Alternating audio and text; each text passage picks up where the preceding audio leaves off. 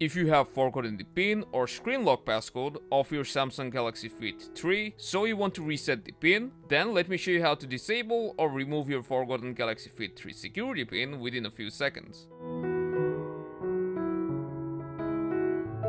The only way to reset your Galaxy Fit 3's forgotten PIN code is by using the Galaxy Wearable app. So open the app and make sure that you have selected your Fit 3.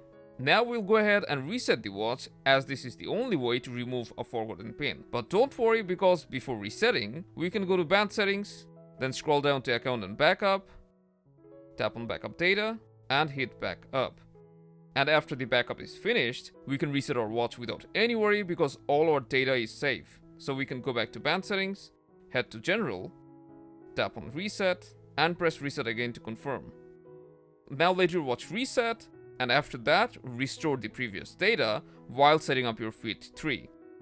Then you'll have all the data of your watch, including the watch face and the settings, with the PIN disabled. So this is how easily you can reset your Galaxy Fit 3's PIN if you have forgotten it. If this helped, don't forget to leave a like and subscribe for more.